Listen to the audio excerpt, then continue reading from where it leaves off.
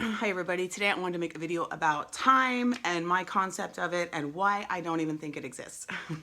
In order to tell you why I don't think it exists, I got to go back in time a little bit and tell you the story of how I got started again. Clearly I was born with this, it runs in my family, so I've been seeing spirits and having dreams that happen since I was super duper young, like 4 years old. Um, but in my early 30s, because I was a teacher, I was normal. I mean, I went to college, whatever, did everything everybody else does. This lady said she was going to hire me in a metaphysical center. Well, she said, and remember, at this point, I wasn't like claiming to be a psychic or something. I wasn't one of those people that went around and talked about being a psychic. And it wasn't really my life dream. And it just was like just something I could do. It wasn't really something I was into astrology and stuff, but I wasn't like trying to do this for a living. Anyways, point is, she says to me, come in one day and work for free, and if they like you, if you're good, I'll bring you on. Well, I did so many free readings this day, and I guess they ended up liking me because she hired me. But you guys know I don't really remember what I say in readings, like, ever. Like, I could talk to you every single day and I wouldn't remember what I said even like 5 minutes ago. Like, I just don't remember, and that's why I always say tape your reading with me, or at least take notes, because seriously, I'm gonna forget it as soon as it comes out. It just comes in really quick, and that's why I talk so quick. I have a lot of traffic going on up here. But I do remember this because it was one of the first readings, and I remember telling this guy something, and I kind of vaguely remember what I told him, but the shock in this guy's face, and this was one of the first people that I read for free, and he goes, I can't believe you just said that. And I was like, why? And he goes, because it happened 20 years ago, and I think about it all the time. I was worried about it. I always think about it, and you just brought it up out of the blue. So that was when my first experience was like, this is weird. Well, as time went on and as I built a clientele and everything, I realized that I can't predict time. I get emails every day and text messages from people saying, Joanna, you said this was going to happen and it just happened. And I don't remember even saying it, but they're like, yeah, I have the tape recording. You said it was going to happen. It just happened. Sometimes this is years later, this stuff happens. Sometimes it's days later. You know, there's no telling with time. So that's why I don't predict it, because I'm not going to like start making stuff up and be unethical. If I don't hear it, if I don't see it, I'm not going to say it. And they never give me a time. So, and in my experience, when I used to go to psychics, like they normally would never write with time. So it made sense to me that time doesn't exist.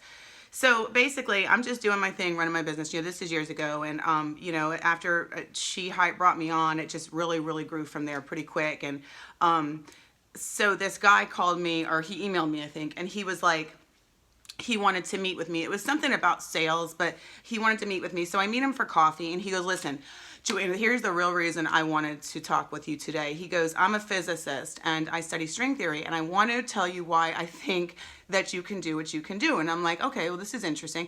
Now, remember, I am not a scientist. I have a Bachelor of Arts degree. Like, science, no. Like, all that math and all that stuff, no, that wasn't my thing. So, he says to me, and this is going to sound crazy. Some of you guys probably already aware of this, but the concept is really interesting to me. And over time, I think he's right. He says, this is what's going on. Time doesn't exist, which I already knew that. He goes, you know, like, basically death doesn't exist. He goes, what we're in is there's a bunch of dimensions next to us. And he goes, me and you are sitting here having a cup of coffee right now. He goes, we're doing the same thing in the next dimension, but there might be something a little bit different. An example, like my shirt might be different, or you might have a hat on, or, you know, we're drinking a different cup of coffee or something. And he goes, what I think somebody like you can do, because of the way your brain is wired, which is genetic in my case. It's not because I'm Irish or because I'm Native American, whatever. It's just every once in a while somebody gets this kind of wiring. He goes, is you're able to tap into that dimension, bring the information back, and relay it to people. And I'm like, you know, it makes sense. And a lot of these physicists, they know time doesn't exist. I think Einstein said that time doesn't exist, and I'm obviously not trying to compare myself to Einstein. But when you do your research, which I started doing later as more and more and stuff would happen, and as I grew with my business and I got more and more customers and I got more emails saying you predicted this, you predicted that, I started getting into physics more, and especially string theory, and it's fascinating to me, and it really truly is one of the only things that makes sense with what I do. You guys know I don't talk about like spirit guides and all this stuff, and I'm not going to waste your time in a reading. I like to get right to the point. That's how I am. You can tell by these videos. I'm not a slow talker. Like, I'm not. It's just not me. I'm impatient too, so I like to get everything out there and get everything done. So I started off as a medium at 4. For years, I resisted this, and I was like, I don't want to, this is too emotional for me.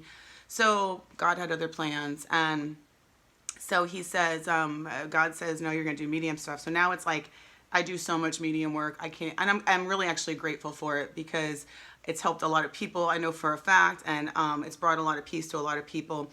And I'm not going to go through all my experiences with everything I've seen, and everything I've heard and everything I've done, but I'm going to tell you a recent one, which is just more proof that time and death don't exist. So I had a friend that died recently, and I'm friends with his mom and dad also. And I'm walking in my house the other night, I guess it was about a week or two ago, and I'm like, minding my own business, and I hear, tell my mom, this is what I heard, tell my mom the left front tire has a leak.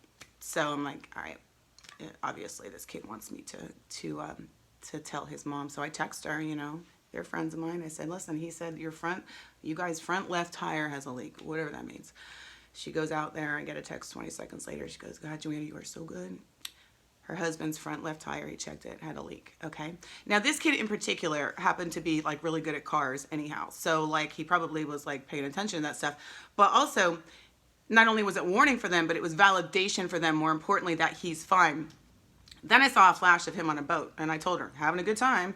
And I go, I just see him on a boat. And she goes, that's so funny. His brother's on a boat right now. So if you think about the whole concept of string theory, what this scientist was telling me, that we're in so many different dimensions all the time. Again, there is no death. Like we could be over there with him right now. You know what I mean? It's just the way we see things. And I know I sound a little bit out there with this, and it's probably because I am a little bit out there, but I'm telling you guys, for somebody that does this as a living, it is the only thing that makes sense. So I've been talking to so many people about this. And if you happen to know about this subject or be into this, please feel free to contact me. I would love to talk to you. And they're like, because everybody who knows me, and I got my critics, right? The people are like, you're going to hell. I'm like, okay, whatever, I'll see you there, right? I believe in God, I'm not a pagan. So people are like, okay, so what about the concept of heaven and hell then, if there's all these different dimensions, right?